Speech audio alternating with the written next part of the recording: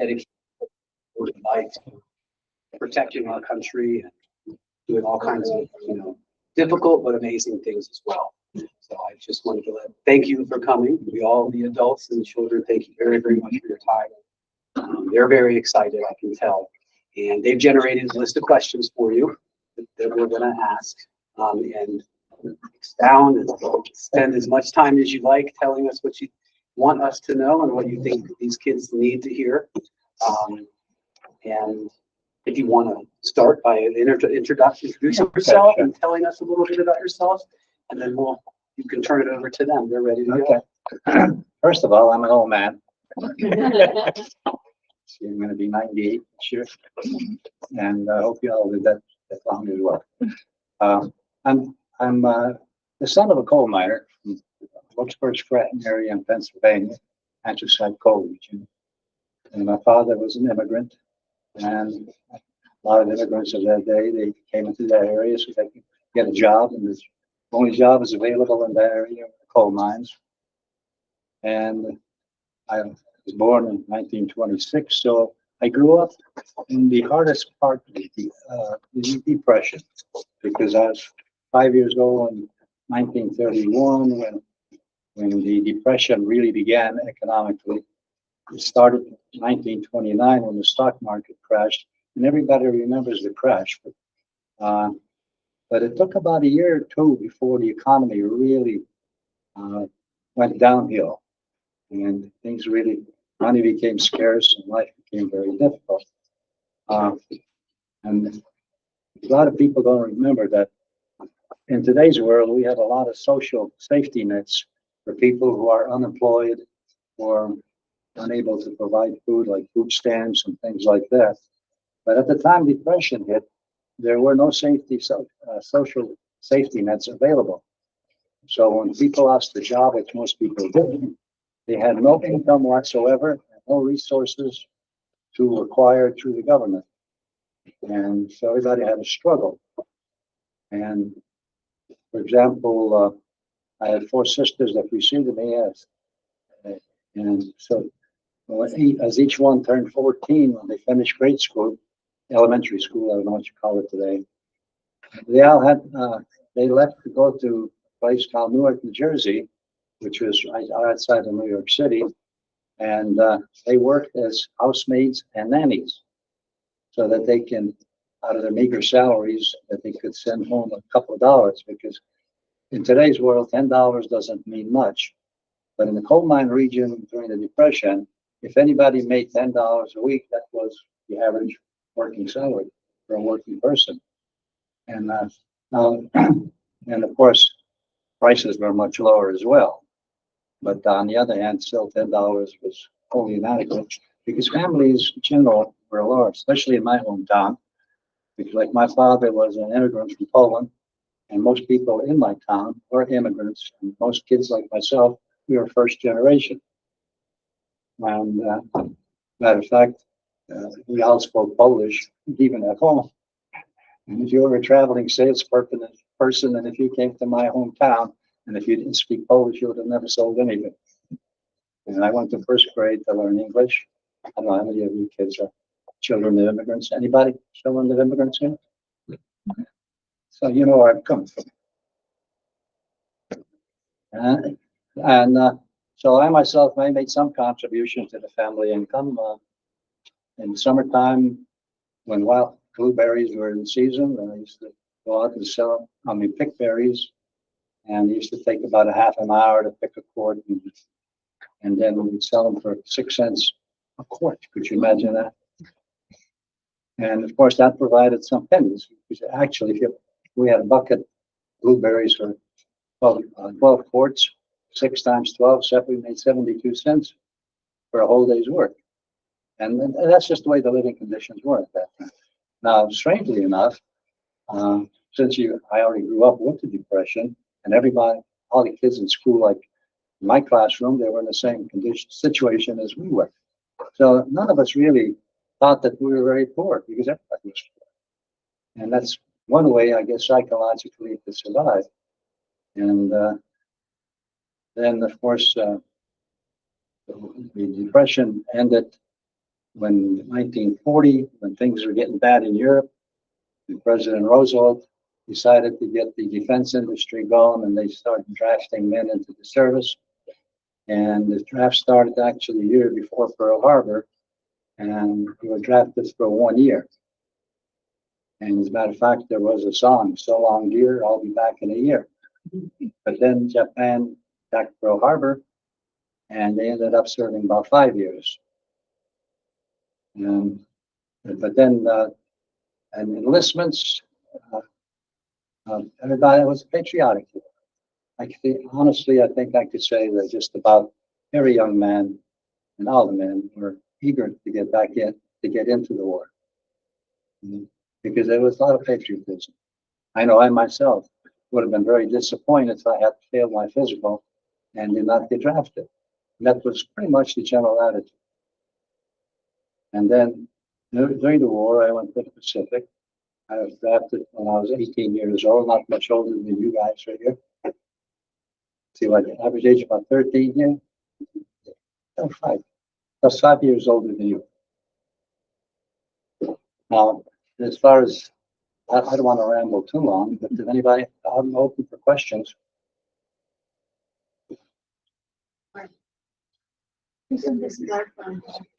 No, they had, Oh, just general. no. They're in order. They know. Thank you. So were you afraid to enlist? Why or not? Pardon? There's a lot of, I'm old. My ears. Were you afraid to enlist? And you kind of covered that a little bit, but why or why not? I think we Yeah, want well, more understanding. Actually, when the Japanese attacked Pearl Harbor, enlistments were in place and the lines were blocks long. Everybody, all the men just automatically responded by trying to enlist.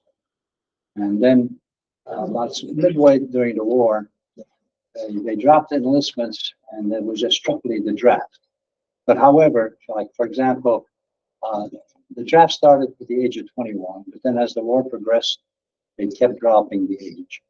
And then by 1944, when I got drafted, they increased the age to 38 and dropped the age to 18. So when I went to basic training in camp, I was training with the other young guys like myself and 38-year-old men with pot bellies. and I really felt sorry for them because 38 doesn't sound that old, but when you're 18-year-old, as you yourself know, you look at somebody, you're 18 and somebody's 20 years older than you, twice as old. You kind of had a little empathy, sympathy for them, going to obstacle courses, machine gun fire and all that stuff. But needless to say, we trained for 16 weeks. I was in the infantry, and I went through infantry training. And so we're all in the infantry. And by the end of 16 weeks, those pot bellies were gone. And we're 38 years old. And then we were sent. So it was a very patriotic war. So it was the draft. And then by the time the war ended, there were 16 million of us in the military. Now, 16 million today doesn't sound too big, but you got to remember, when World War II started, the population of the United States was only about 130,000. I checked with Google on that. And and it's 330 million today. So it was less than half the population of today. And yet 16 million people served in the military of the United States. That was a good proportion. What was the relationship with the people you were fighting with, and are you still friends with any of them after the war? Yeah, well, there's no real, I was in the Pacific. So I was on the Pacific Islands, Mariana Islands, Saipan and Guam. Now, there was no real relationship. The only relationship we had was with some of the natives. Now, in Saipan and Guam, the natives were Chamorros. But the islands, Guam was American-held island before the war, but the Japanese occupied it at the outset of the war. And we had a fight to get it back. Saipan was Japanese island. And so they were, now as far as the military, the American soldier versus the Japanese soldier, obviously there was no relationship. As a matter of fact, it was a war of attrition in the sense that you took no prisoners. And it started because the Japanese committed large atrocities to American prisoners of war in the Philippines at the outset of the war. The Bataan Death March, I don't know if you ever read about it. I don't know, it was 40-some thousand prisoners. A lot of them were wounded, and they made them walk 40-some miles through the jungle. And if anybody fell behind or something, they just bayoneted them or shot them. And so a large proportion of them never reached the prisoner of war camp. And so as far as the feelings between Japanese and the American soldiers, it was a bitter thing. And of course, when you go through training, it's not easy to go and kill somebody. So we also got psychological training. I'm only thinking about it in retrospect, didn't realize it at the time. But in our training, we've had a lot of movies and stuff like that, where they taught us to dislike, I guess you could use the word hate, because you have to hate in order to kill. And same thing with the Japanese. So it was kill or be killed. That was the only relationship we had. And then as far as civilians, like I mentioned, the Chamorros, but then it wasn't until the islands were taken that we had any relationship with them, and it was very limited. Because on Saipan, they were indoctrinated by the Japanese to fear the Americans. And they were told that we would rape them and all of that. And I don't know if you've seen some movies on the Battle of Saipan where the natives were jumping off cliffs rather than be occupied by the Americans. And Guam, they were American citizens because it was an American-held island. And they were not giving, for example, they were not given any medical care for 4 years during Japanese occupation. And so we couldn't associate with them when we first got there because they had to be separated medically because because of the lack of any medical care, they had a lot of leprosy and jungle diseases, elephantitis, scurvy, beriberi, and all the jungle diseases and malnutrition. And we weren't allowed to go into the villages until the American doctors separated them, got all the lepers on the colony. And it wasn't until because I served I went in late. I didn't get drafted until December 44. So I went overseas in June of 45, and the war ended in August. But I was sent there for the invasion of Japan, even though I was too young and went in too late to see any prior combat. But I would have been on the invasion of Japan if it had occurred. So the relationship was very limited.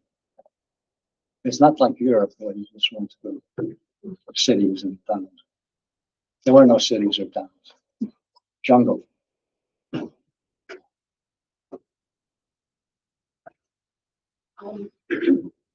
How did the war mentally affect you? How did the war affect me? Well, tremendously. Not the war itself, but the consequences of the war. In a sense that, like when I was in school, like you kids, I really had nothing much to look forward to as far as future because depression was in place, jobs were scarce, limited, and then when the war came, I got experiences I never thought or believed I would ever, for example, travel. I never left, and that was very common at that time. Where today, you get in a car and you go on vacation to California, but in my days, you didn't have the money to go on vacation to begin with. And like I myself, except for one trip to New Jersey, which was 126 miles, I don't think I was more than 40 miles away from home until the time I went in the Army. And then when I went overseas, I got a 99,100 mile trip to Saipan. So that was a big change. Then also, because of the service, Congress passed the GI Bill. It was called the Servicemen's Readjustment Act of 1944, which gave us the opportunity to go to college. If it wasn't for that bill, I probably wouldn't be sitting here today. Maybe I'd be working in the coal mines. Well, retired coal miner now. And so the life changed dramatically because the military gave me an opportunity to see the world, And then the GI Bill gave me the opportunity to go to college, which gave me a lot of benefits. And gave me a career I probably would have never had if I hadn't heard. So in that sense, yeah, a dramatic change in my life. Did you keep any letters you received or sent during the war? Did you keep any letters you received or sent? Yes, I did. As a matter of fact, yes, I have. Actually, in Pacific, we had very little outside communication with the world. We didn't have cell phones or anything like that. And we had no newspapers, no radio. The only radio were army radios for military use, but not to hear any programs. So the information coming into us was very limited.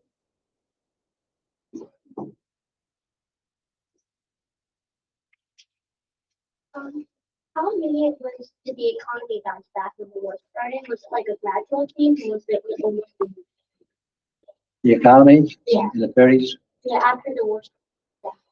Well, I'm sorry, I didn't. So how immediate was did the economy kind of bounce back after? The economy didn't bounce back until 1940. Actually, the Depression was throughout the entire 30s.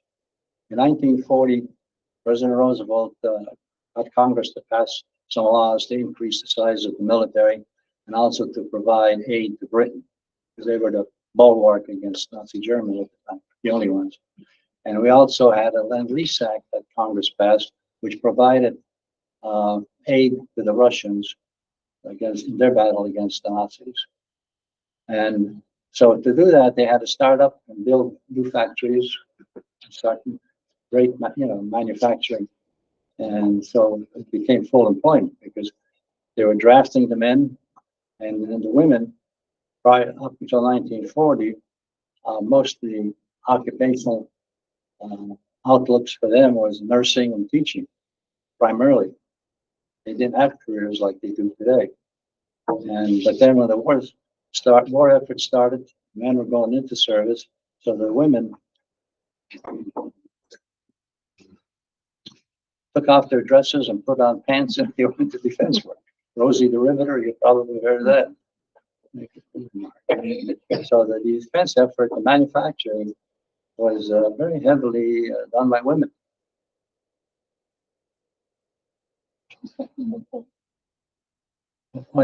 Yeah. So anyway, to finish the question. So in 1940, when they started the defense effort, that's when the economy and the wage levels start going up, and then effectively the Depression was over. What was the most interesting thing you got to see while on the Pacific Islands? And did you have any time to actually actually see the islands you were visiting, or was it solely focused on war effort while you're there? Well, the islands were small. All you needed was 1 hour, and you seen it all. And all there was jungle, and then native huts. Like on Guam, there were 4 native huts, native villages. I remember the names of 2 of them, Dididoo and Talafofo. And there were Chamorros. And like I said, initially we were not allowed to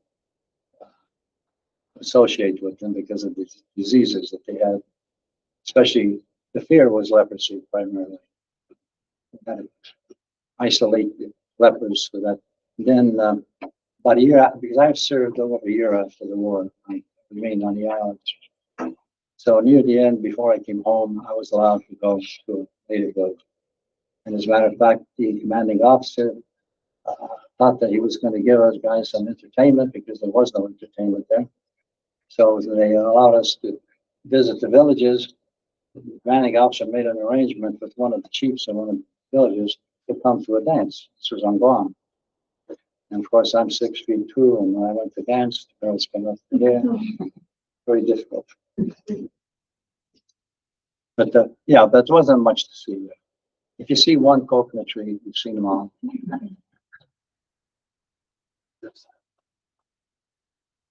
What was the most terrifying experience during the war? Okay, speak a little louder. What was your most terrifying experience during the war? Well, unfortunately, I didn't see any combat, but I was positioned as an infantryman on the Allied Saipan for the invasion of Japan. And if the invasion had taken place, I would have been on the landing beaches of Japan. But then Truman, fortunately for me, dropped the bomb and the war ended, and I didn't have to land on the beach.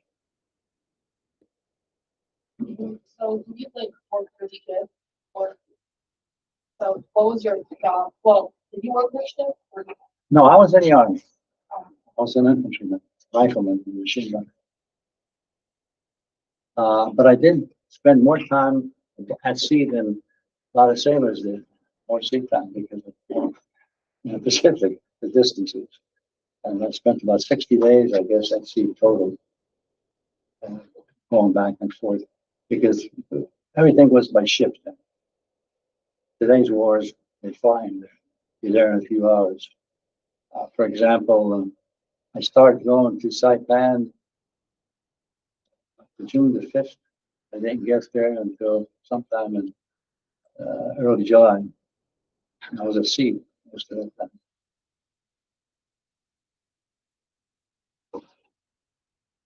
Did you, when you enlisted, did you have any opinions on the war? Did I have what? Did you have any opinions on the war? Opinions on the war? Well, yeah. Like I said, my father was a Polish immigrant. The war started when Hitler, Germany attacked Poland. And so I had a personal interest in the war. And I became very interested in it. You could read the newspapers every day and just track everything that was going on in the world. So I pretty much know the history as it occurred from that 1939, as far as the war was concerned, all the way into my participation.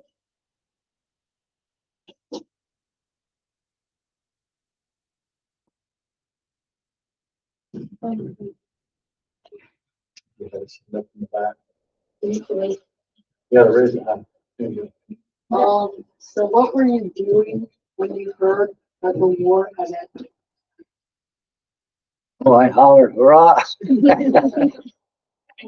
Especially being an 18-year-old infantryman who was expecting to be landing on a beach. And I don't know if you've ever seen any war movies.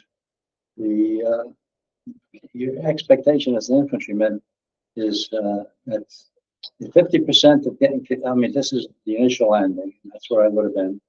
Is about 50% killed and about 5, and I think the total casualty rate is about 75%. So the odds are really against me. So they dropped that bomb. That was a big thing. We all then turned our, instead of thinking about what's coming up on the landing in Japan, our thoughts then turned to home. That's when we started getting bored. Did you want to fight in Europe or like the Pacific? No, I actually didn't get any combat. Yeah, but like which one would you have wanted? Which one I had liked? Well, initially I would have liked to have gone against Germany because my father was Polish. And I wanted to fight the Germans, not the Japanese. But you don't have a choice.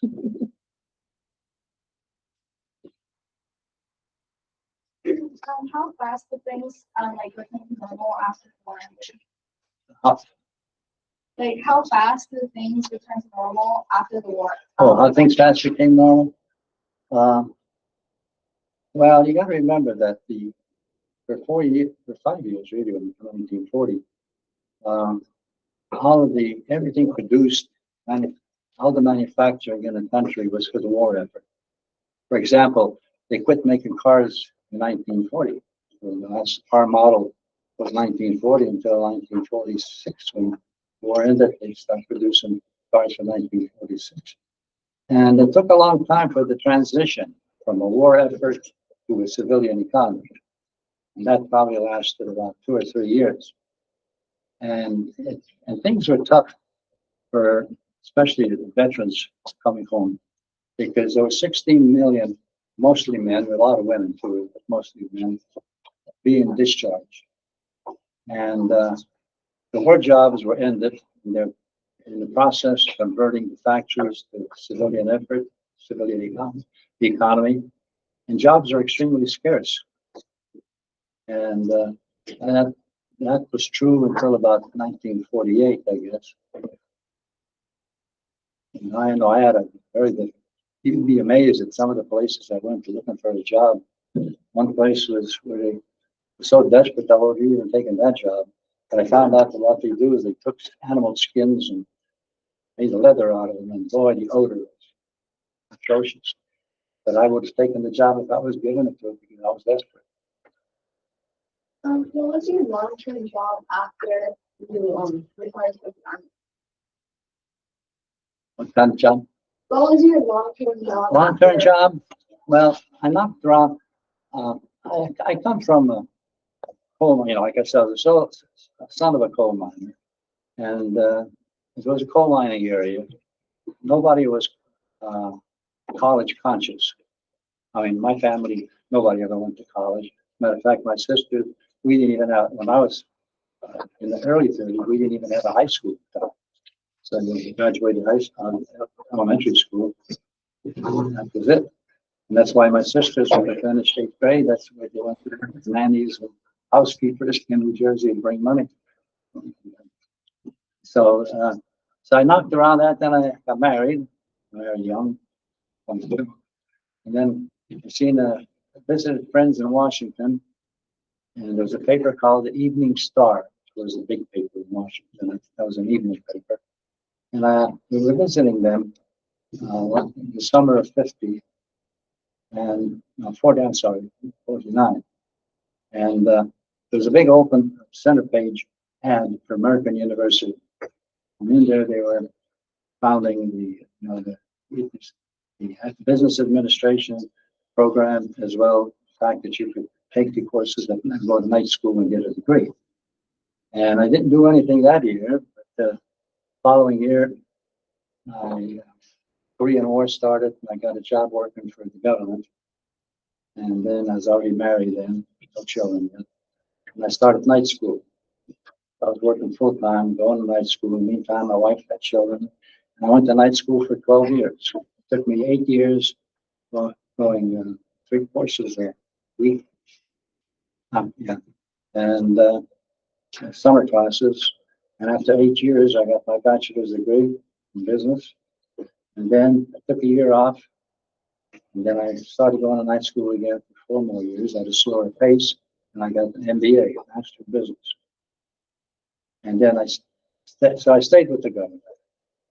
And I achieved the highest grade, 15, in 1958, and I guess until I retired in 82. So I got to the top fast and I stayed there. But I think it's primarily because I went to night school, because we had some full-time students who would take some night classes because they would only be available at night and they needed those courses.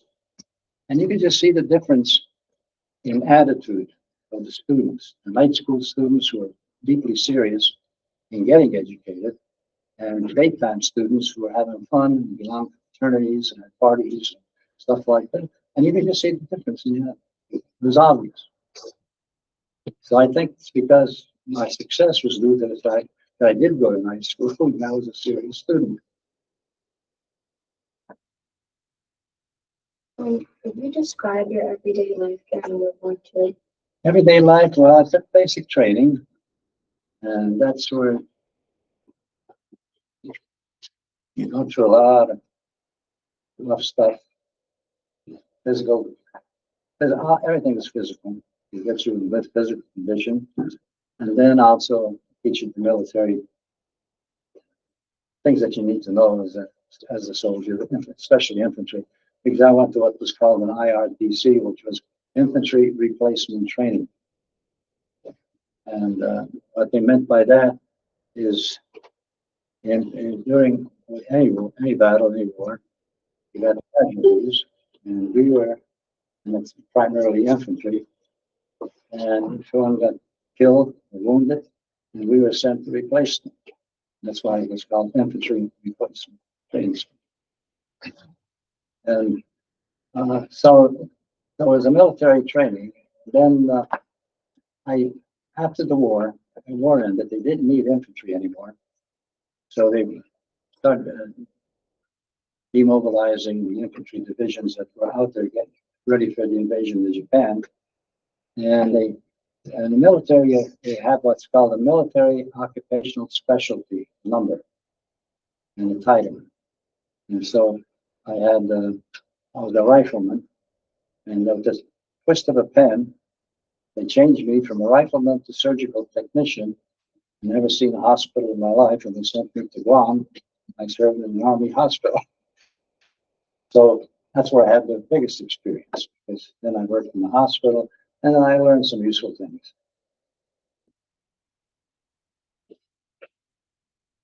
What happened when you heard the news of Pearl Harbor? Where were you when you heard about it? Where was I on the Pearl Harbor? Yes. I was watching the New York Giants playing the Philadelphia, Eagles? no, the football team. No, not the Eagles. Giants versus Eagles. And the Giants had a famous broadcast. It was just radio. There was no television. That came much later. But I was listening to the radio, and he broke in, that and announced that the Japanese had bombed Pearl Harbor. And that's the first heard of it. So I was watching a football game on Sunday afternoon. Did you know what Pearl Harbor was? Yeah. You did know ahead of time? Not until it happened. But I mean, did you physically know what Pearl Harbor was? No, never heard of it. Never heard of it, but the next day's newspaper showed pictures of the damage being, well, not the next day, it took a couple of days. Things weren't that fast, and then we seen the damage. And that's when everybody was patriotic when we seen what happened. Gotta defend your country. How was life at sea and how did you pass time? And How was life at sea and how did you pass the time? life after service? Life at sea. Oh, I see. Well, I was in the Army, and I really wasn't a sailor. But I did spend, like I said, almost 60 days. Going overseas, I was on a Navy transport. It was a huge ship. There was about 2,500 of us on there. And you didn't have a room or anything. All you had was what we call an rack. And a rack was a rectangular tubing with interlacing leather strips attached to the side of the ship. They were about 5 high. And as a place to sleep. And during the day, you just mulled around wherever you could find any space if there was any. And then I had an uncle who preceded me in the military about 3 or 4 years. He was in New Guinea. And he was on a troop ship. So he told me, he says, he wrote me a letter. I'm still in training. He says, when you get on a troop ship, he says, make sure that you try to get up rank. He says, because the ship rolls, and most of the guys are seasick, and they're vomiting. So he says, get the top rack. So if the ship is in the right position, somebody on top vomits, so you don't get it on you. You want to be on top. And of course, that's the one I got. But it smelled. I mean, the conditions were hard. You can imagine. Matter of fact, they even gave us a haircut that was almost looked like about a quarter-inch long, so that we wouldn't get lice because we were so compact. And I did get that, but I still slept every night with my blanket and the steel deck top of the ship, and then just breathed the fresh air. What was your relationship like with the people you fought with? Did it continue after the war? No, like I mentioned earlier, I really had no. I think she means like the soldiers you were side by side with, like the people. Soldiers. Oh, well, you get close knit. Matter of fact, even after the war, you had to stay in touch with some of them. Once you really got close to what we used to call in the infantry, we used to call them foxhole buddies. Yeah, I stayed in touch with a number of them. And during the war, you get, well, you got to remember, in the infantry, you have to rely upon your fellow soldiers for your own safety. So it's a team effort. So you become a strong team and you get strong associations.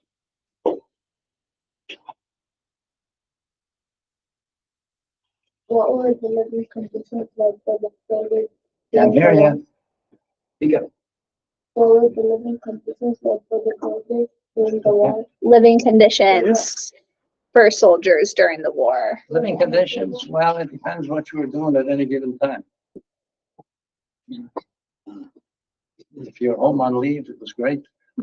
But if you were in a ship like I was, going overseas, crammed in a ship, and everybody's sick, and the food's not that great, and you have no space, that's horrible. And then the rest of it is somewhere in between.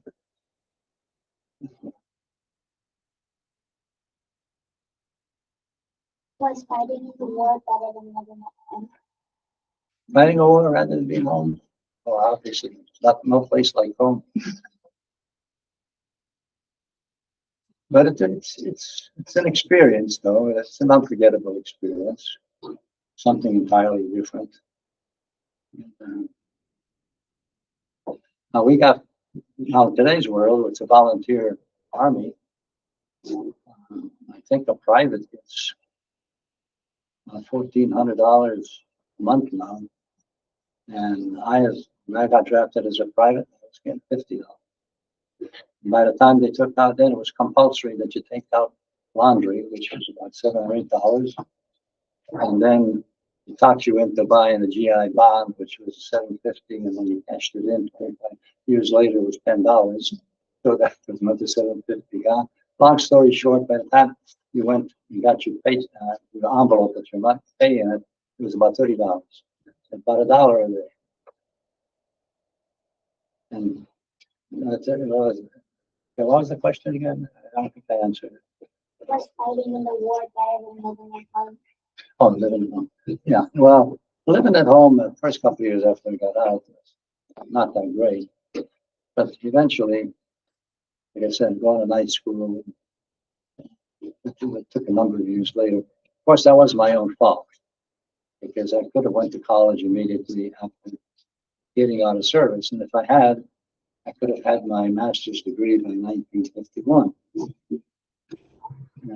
Instead, I did it the hard way, knocked around in factories, and as the Pennsylvania Dutch say, I got too smart too late.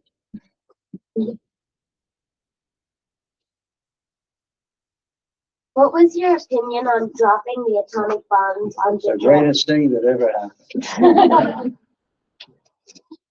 Because if they didn't drop that bomb, it was a certainty that I would have been in on the landing on some island in Japan. And my chances were very slim, being in the infantry. And, so when they dropped that, well, the first one, to be honest, nobody knew even what an atom was. We never heard of it. And the funniest thing was, is when they did drop the bomb on Hiroshima, I was on Japan. I was on the island of Saipan, and that's where we were getting ready for the invasion. So the colonel that we had, the commanding officer, he gathered us all out in the open, and then he started reading a thing on teletype. The teletype was the only real communication long distance. And he had his teletype, I guess he received from Washington. And the teletype was announcing the fact that no, it was an atomic bomb, and they tried to explain what an atomic bomb was. And it was obvious as he was reading, he had no idea what he was reading, and we had no idea what he was reading either. Because it was all new terminology. So, and it was a secret project. Nobody ever knew about it. All we knew is that the war is going to end. And for us individually, that was a great thing. I voted for it. Did you have any Jewish connection or heritage? Pardon? Do you have any Jewish connection or heritage that, So Jewish? do you have Did you any have Jewish Jewish connection or relatives? heritage? Do I have any Jewish? Jewish connections or heritage? No, but I've made connections, work-wise, socially, otherwise, throughout my whole life. One of my best friends in my little town was a Jewish fellow, and boy, he knew the statistics on baseball. It was a big thing. We were growing up. Arnold Gordon, so remember his name? Yeah, and then of course, I lived through the history. I remember when Israel was declared state in 1948. Still remember, still didn't have television, there was radio and announcement.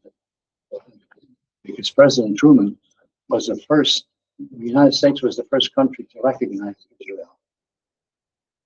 And I think he recognized it within about 4 or 5 hours after Israel made a declaration of sovereignty. And of course, matter of fact, I play poker every Monday night, still do. And there's 8 of us, and 7 of them are Jewish, and I'm the only non-Jewish. So that's my current association. Was there any like Japanese like POWs on like the island jurisdiction that? Were there Japanese POWs on the islands where you were Japanese, stationed? and well, it was the Pacific War was entirely different from Europe. In Europe, you hear a lot about prisoners of war and all that. Well, in the Pacific, after the Bataan Death March, it became just kill, kill, kill. But, and the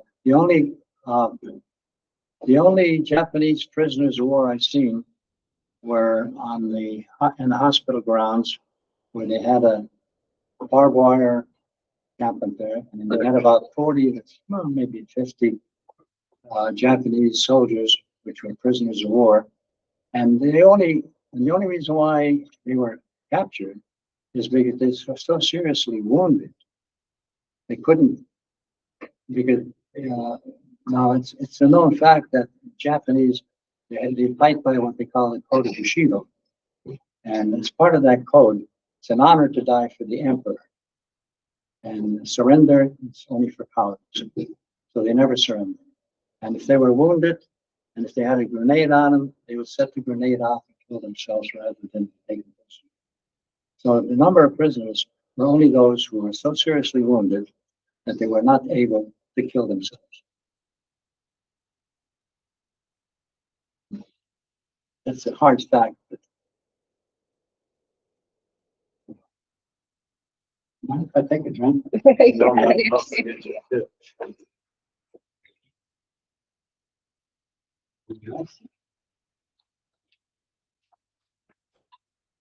the teachers have any questions? I have you go for it, Dan. So many of us were still in school during 9/11, and I was just wondering, I have 2 questions.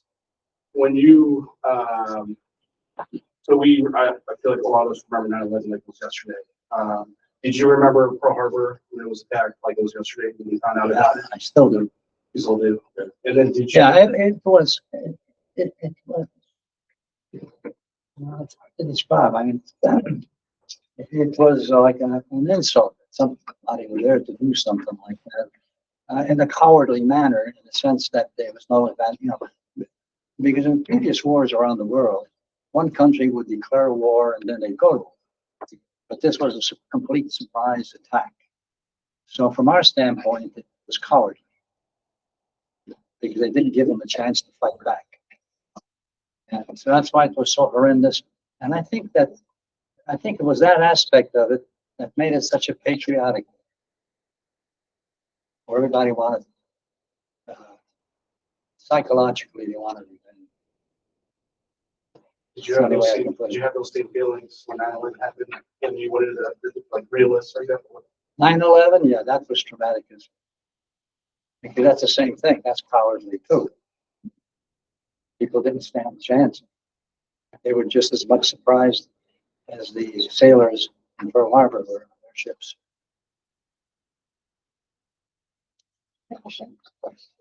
Were you part of the occupation of Japan after the atomic bombs were dropped? Unfortunately, no. That's when they changed my MOS from rifleman the surgical technician. Even though I never worked as a surgical technician, you got into administration.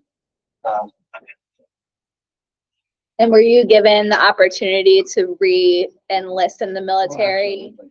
And why did you decide not to and pursue? Well, yeah, well, in the infantry, I only got to be, never even got to be private first class. But I wasn't in the infantry that long because I drafted in December and the war ended in August. And then it was in September, they started breaking down the infantry divisions, demobilizing them, and I was sent to Guam. I was sent to Guam, to a 2,000-bed hospital, and it was built in support of the Battle of Okinawa. You know, that's why it was so huge.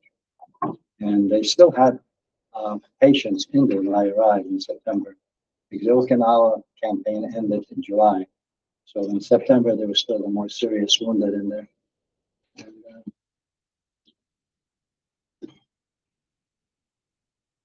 And then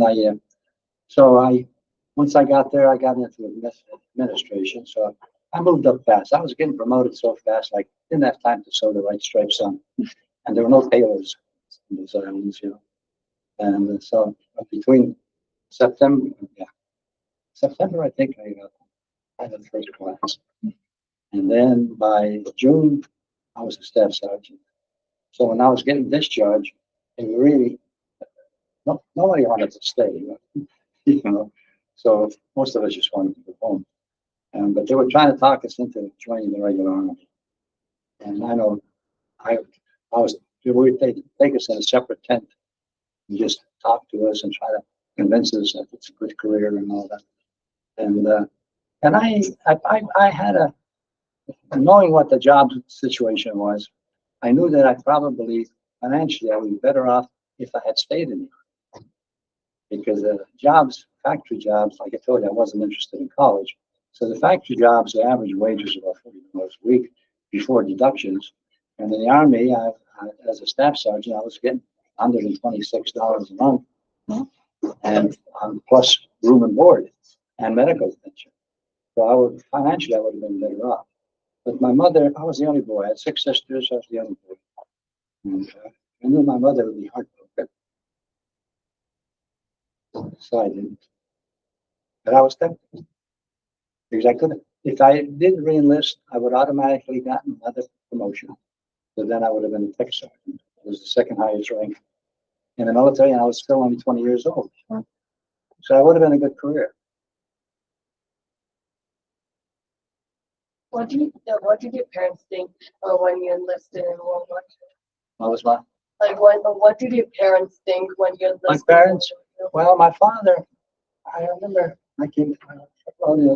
first you get the process work, you turned 18, and assuredly in 2 months you got a letter from the draft. And it started, your friends and neighbors have selected you to serve in the military. And that was true because the draft board consisted of. And so then following on to you, I thought was your notice, following on to your physical. And see, I'm getting old. What was the question? Were your parents supportive? Oh, yeah. Well, of course, being the only boy among 7 children, my parents were not too keen seeing me going off to war. As a matter of fact, I got my physical and I came home. First thing my father asked, did I pass? And I said yes, and he was hardcore. He was hoping that I would say no. But I was glad. I would have been disappointed if I had.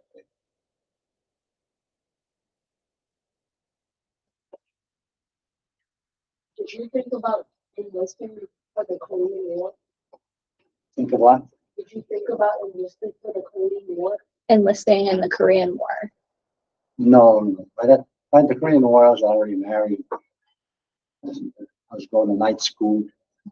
And if I had enlisted, that would have ruined all of my goals at the time. Just we have one final question over there. Did society and social hierarchies change during World War II? Any questions? Well, Well, yeah, it's tremendously.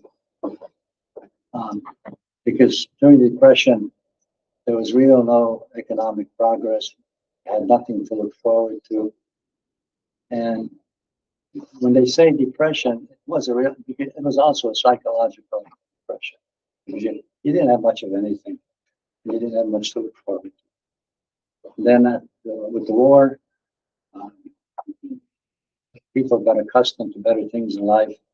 So then when they transitioned from the war economy to civilian economy, even though initially it was hard to find jobs, but by the early 50s and 50s on, things economically improved tremendously. Where you got the middle class, then television came, all these other good things, and they still keep coming. Remember, when I was born up, very few people had radio. So there was a lot of economic advancement. All right, I think we're gonna finish up now. Let's thank Mr. Palenski for coming and joining us today. So give him a round of applause. So you have a lot of questions. Is there anything that you want to share with us before you leave? Do you have anything that you would like to share with the kids? The kid, yeah, let's see, we're about 13 years old. Just think I was only 5 years old. I went into the other thing. I don't want to make, I might have, maybe some of the remarks I made have sounded disparaging for the military life. But I think in today's world, if anybody should be interested in the military career, and things are entirely different. The pay is good. And you don't have to go on troop ships where everybody's vomiting. Now you go on a first class C5 airplane and you take you there in a few hours. So things are entirely different. I think the military is very cool. So I don't want you to think that I was disparaging. Right, what's better now? What do we want to do with the kids? We'll stay here Okay. now. And then, thank you once again for coming out. No, it was a pleasure.